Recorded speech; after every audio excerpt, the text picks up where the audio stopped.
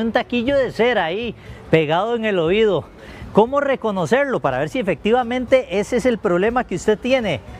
Hoy nos acompaña Ángeli Sánchez, a quien le damos la bienvenida. Ella es licenciada en audiología y además nos va a orientar, ¿verdad?, sobre cómo limpiarnos correctamente los oídos. Buenos días. Buenos días, Diego. Muchísimas gracias y muy contenta de estar por acá, especialmente celebrando hoy el Día Mundial de la Audición. Vamos a conocer cómo limpiar adecuadamente los oídos, que es algo muy importante, ¿verdad? Ángeli, cuénteme qué función, cómo limpiamos los oídos. Ok. El cerumen tiene una función muy importante en nuestros oídos. No se produce solamente como un producto de desecho o algo que sea sucio, sino que es muy importante que ese cerumen nos hidrate la piel del oído, ¿verdad? Esa es más que toda la función, es protectora. ¿Y cómo actúa el cerumen, que es lo que nosotros le llamamos cera, ¿verdad?, para proteger el oído? Claro, funciona como una barrera protectora. Gracias a esa barrera, nosotros mantenemos la pielcita del conducto hidratada. Al estar hidratada, eso nos ayuda a que esté funcionando mejor, ¿verdad? También evita que ingresen bichitos, que ingresen bacterias y cualquier otra infección o cosa extraña en el oído. Ángeli, ¿usted nos puede explicar aquí cómo es que funciona? Porque la gente todavía compra, pues, o se mete palitos o los aplicadores. Claro. Y se limpia, ¿verdad?, con eso. ¿Cómo es que daña acá el oído? Para que tal vez usted nos haga la demostración. Es muy común porque nos han enseñado toda la vida que la cera es algo sucio y que debemos eliminar. Sin embargo, ¿verdad?, el oído tiene como su mecanismo en el que produce la cera y luego la va eliminando por sí sola. Entonces, como podemos ver acá, la cera se produce como de la mitad del conducto hacia afuera. Ahí es donde están las glándulas que la van produciendo. Okay. Entonces, cuando la cerita va, cuando nosotros hablamos, cuando nosotros masticamos, esa cerita se va moviendo hacia afuera y entonces nosotros la retiramos simplemente con un pañito, con un trapito, ¿verdad?, en el exterior. No es necesario ingresar aplicadores, no hay que ingresar prensitas, no hay que ingresar lapiceros. Eso simplemente va saliendo y nosotros lo retiramos cuando ya está afuera. ¿Y por qué? ¿Qué puede dañar o qué es lo que pasa cuando uno mete un aplicador o un palito? Claro, lo que sucede es que cuando ingresamos un aplicador, entonces pueden pasar dos cosas. Primero, que más bien empujemos esa cerita hacia adentro, ¿verdad?, porque no va a salir. Nosotros notamos que el aplicador sale embarradito de cera, sin embargo, esa cera más bien nosotros la tocamos y la vamos como empujando hacia adentro. Lo otro que puede pasar es que al quitar esa barrera natural, que es la cera, quedamos con la piel desprotegida. Eso provoca que se reseque un poquito más y puedan haber síntomas como picazón, incluso dolor. Entonces, para limpiarlo bien, ya nos mencionó, pero entonces es como con el dedo, cuando uno se está bañando. Correcto. Ajá. Siempre hemos escuchado, por ejemplo, una frase muy común es: el oído se limpia solo con el codo. Okay. Eso quiere decir que no se debe limpiar mucho, solamente con el dedo meñique y una servilleta, tal vez a la hora de bañarse con el mismo paño de secar el cuerpo.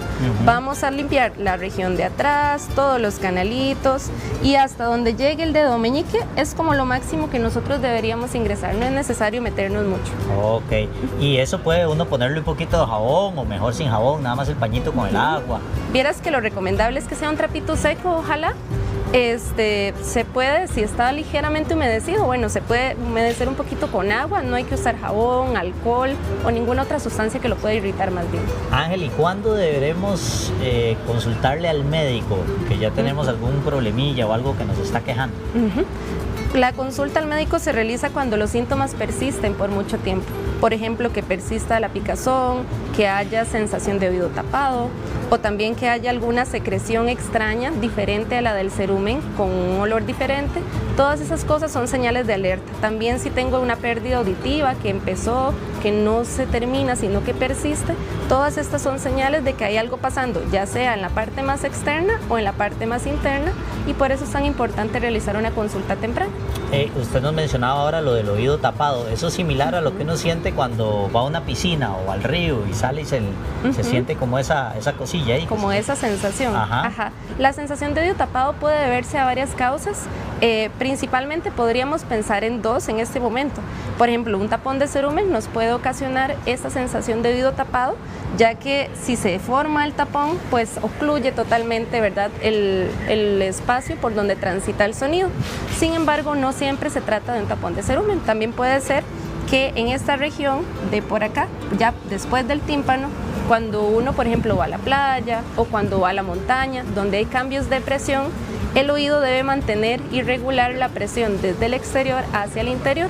Cuando no hay una correcta regulación, entonces es cuando también podemos tener una sensación de oído tapado. A veces pasa cuando uno va en el bus también. También, exactamente. Ajá. Esos cambios de presión deberían regularse en el paso del día. Ya si persisten o duran mucho tiempo, hay dolor, zumbidos, pitidos o cualquier otra sensación extraña, es cuando tenemos que consultar. ¿En qué momento tiene uno que consultar cuando ya se siente como ese dolorcillo, esa situación ahí que no se quita? Siempre que persista en el tiempo. Por ejemplo, lo normal es que esa sensación de oído tapado cuando voy a la playa, por ejemplo, se vaya regulando en el transcurso del día, al hablar, al masticar, al masticar chicle, por ejemplo, al bostezar, esa presión debería regularse. O también, si es por cerumen, con el paso del tiempo esa cerita se va a ir ablandando y va a ir saliendo. Ya, por ejemplo... No, sígame contando. Ajá. Okay. Ya, por ejemplo, si persiste esa sensación, ya hablamos de muchos días, de muchas semanas, ahí es cuando ya es importante sí visitar al médico, ¿verdad? Vea, nos dice Ginger en Facebook, para mí es algo normal porque siempre paso con dolor, me pongo algodón en los oídos para aliviar el dolor. Ok, sí, ahí lo importante sería eso, que le hagamos una revisión. De hecho, en la consulta lo primero que se realiza es una otoscopía, en la que yo reviso la parte externa del oído. Realizamos también una revisión de la parte posterior y anterior, ¿verdad? Para ver si hay alguna molestia, y con la otoscopía realizamos ya una vista por dentro del conducto para ver si hay alguna oclusión o algo más, ¿verdad? Que nos altere, que nos alerte. Sí, no es normal tener dolor constante en el oído. Es correcto, sí, exactamente. Nos pregunta Marielos, a mí me pica mucho el oído y me huele un poquito. Ok, la picazón puede ser un poco ese síntoma, ¿verdad? De que la piel está un poquito deshidratada.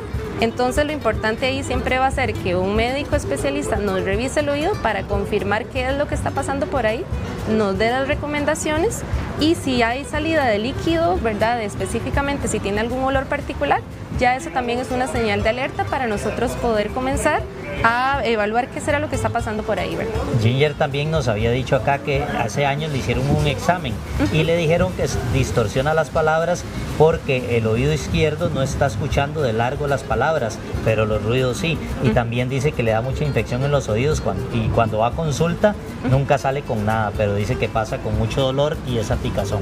Exacto. Ya ahí habría que evaluar, principalmente el profesional en otorrinolaringología es el que puede ayudarnos un poquito, ¿verdad?, a investigar qué es lo que está pasando en ese oído. Ahí importa mucho lo que es la historia clínica, que es conversar con el paciente, preguntarle un poquito, ¿verdad?, cuáles son sus hábitos de limpieza, a veces se expone mucho al ruido, si ha habido infecciones desde la infancia y han seguido en la adultez.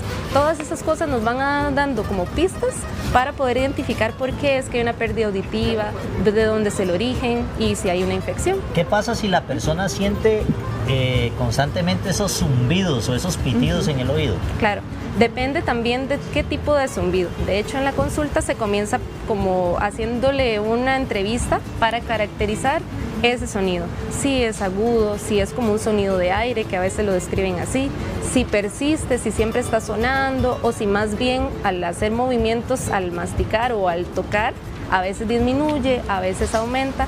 Todo eso son como pequeñas pistas, ¿verdad?, para identificar si ese pitido es causado por un tapón de cerumen, por una disfunción, ¿verdad?, del oído medio, o si ya estamos hablando de un problema a nivel de las estructuras internas del oído. ¿Y en qué momento recomiendan ustedes hacerse un lavado de oídos? Ok, el lavado de oído es una de las técnicas que se utiliza para extraer el cerumen del oído.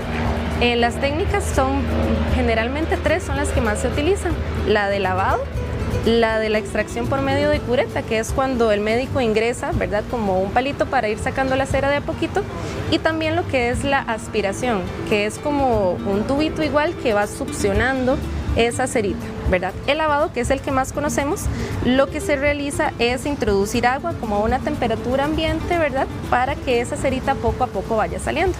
No es algo que se tenga que hacer todos los años o de forma rutinaria, sino cuando el médico que realiza la otoscopía se da cuenta de que hay un tapón de cera que está ocluyendo totalmente el conducto y necesitan retirarlo para poder ver más allá, o porque eso le está ocasionando síntomas al paciente. Angeli, ¿y el exceso de cera no es malo?